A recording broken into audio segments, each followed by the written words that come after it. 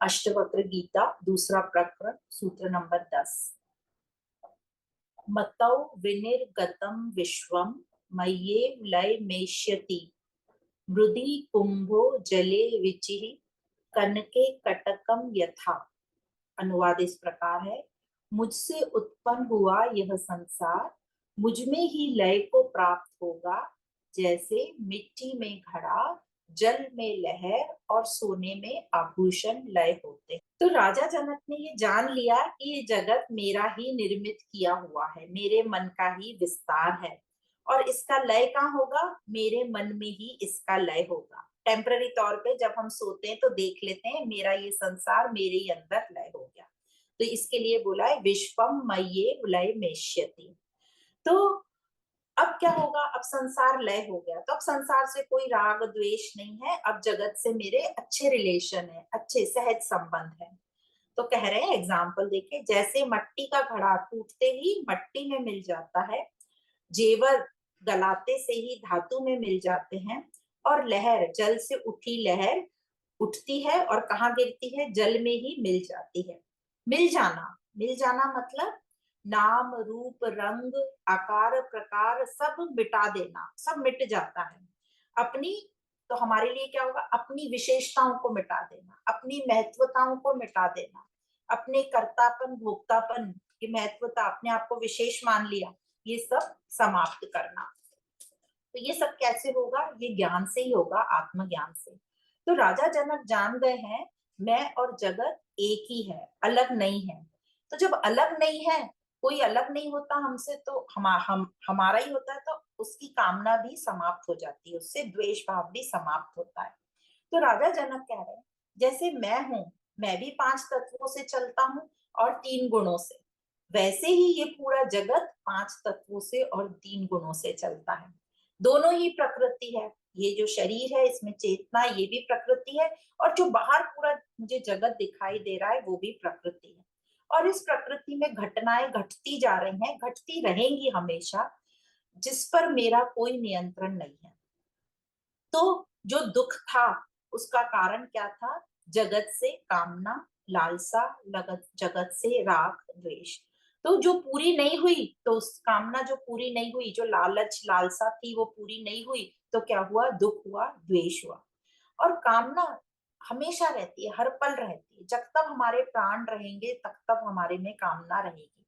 कोई पल ऐसा नहीं है जहां कामना नहीं होती, और कामना जितनी रहेगी उतना दुख बढ़ता रहता है। तो हमें कामना क्या करनी है? अपनी चेतना को उच्चतम लेवल तक ले जाने की, मतलब अपने अहंकार को मिटाने की, या बोलो अपने को मुक्त कराने की। दुख से मुक्ति को ही मुक्ति कहते हैं। तो यही हमारी कामना होनी चाहिए। यह जो कामना है, इस कामना को कहते हैं निष्काम कामना। बाकी सब कामना सकाम कामना है। तो ये जो इस दुख का निवारण ही इस श्लोक में बता रहे हैं अष्टवक्र जी। वैसे तो हर श्लोक में बता रहे हैं, इस श्लोक में खास तरीके से बता रहे हैं कि जगत दूसरा है ही नहीं, तुझसे अलग नहीं है, तो उसको तू अलग कैसे मान रहा है? जब तेरे से वो अलग है ही नहीं, तो लालच कामना द्वेष ये पैदा हो ही नहीं सकता। तो जब आप और जगत सेम हो, तो जगत के पीछे भागने से तो तेरा पेट भरेगा नहीं, तेरी प्यास बुझेगी नहीं, क्योंकि तू ही है ना वो। तेरे से कैसी प्यास बुझेगी और कैसे तेरा पेट भरेगा? तो जो भौतिक वस्तुएं, जरूरत की वस्तुएं, वो तो हमें सब मिल जाती हैं इस संसार से। व्यवहार से भी हमें बहुत कुछ सुख मिल जाता है, पैसा कपड़ा। जैसे बार बार ये बोल रहे हैं क्योंकि लोग फिर उंगली उठाते हैं कि इतना तो सब कुछ हमें जगत दे रहा है। मजा आता है, बाहर पार्टी करते हैं, कितना मजा आता है। अच्छा खाना खाने जाते हैं, मजा आता है। प्यास लगी, पानी शीतल ठंडा फ्रिज का पानी मिलता है, कितना मजा आता है। गाड़ी मोटर यूज करते हैं, कितनी सुख सुविधा है।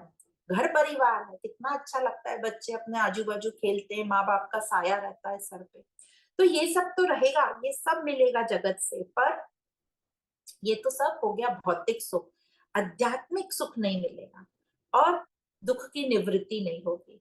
तो जो अंदर अधूरापन है, खोखलापन है, वो नहीं भरेगा जगत। जगत के पास ऐसा कुछ नहीं है जो हमारे खालीपन को या दुख को निवृत्त कर दे। कुछ नहीं है जगत के पास। तो कैसे होगा? तो जिसको ये आध्यात्मिक सुख चाहिए, उसके लिए ज्ञान है और उसके लिए गहराई चाहिए। तो पहली बात तो हमको ये समझी कि जगत में मैं और जगत अलग नहीं है। तो हमारे अंदर जो द्वेष है और जो कामना है वो समाप्त होती है, और जगत और मेरे बीच जो संबंध होता है वो एक सहज संबंध स्थापित हो जाता है। दूसरा, बाहर जो शांति तृप्ति पूर्णा नहीं है, पूर्णता नहीं है, उसे मैं अपने अंदर ही खोजना है, मुझे कहीं बाहर नहीं जाना। तो आध्यात्मिक ज्ञान चाहिए और संतों का साथ चाहिए, जो हमारी इस सूक्ष्म बुद्धि का यूज कराए और हमें स्वयं को जानने में मदद कराए। और पहले तो हमारे में स्वयं को जानने की जिज्ञासा होनी चाहिए। सबके अंदर ये क्वेश्चन आना चाहिए कि जीवन का एक्चुअली उद्देश्य है क्या। बार बार सोचो, बस यही था क्या कि जन्मे, थोड़ा खेले कूदे, खाए पिए, नौकरी की, छोकरी से शादी कर ली, छोकरी मतलब दोनों पार्टनर मिल गया, फिर एक घर बसा लिया, फिर बच्चे कर लिए, अब वही साइकिल चालू है। तो यही है क्या हमारा उद्देश्य, कि इससे कुछ परे है? और फिर उस प्रश्न को गहराई तक जाओ तो हमें ज्ञान प्राप्त होगा।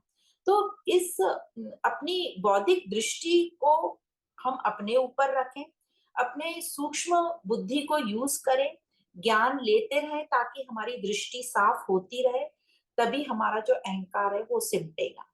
तो अभी तो हमारे में अहंकार है तो जगत भी है, और अहंकार जब समाप्त होगा तब जगत भी नहीं रहेगा, जगत भी शून्य होगा। तो इस प्रकार अष्टवक्र जी इस सूत्र में हमें अच्छी प्रकार से समझा रहे हैं कि कैसे स्वयं को जानो, जगत और तुम एक ही हो, जगत से तुम्हें पूर्णता की प्राप्ति नहीं होगी, उसके लिए आत्मज्ञान ही अनिवार्य है।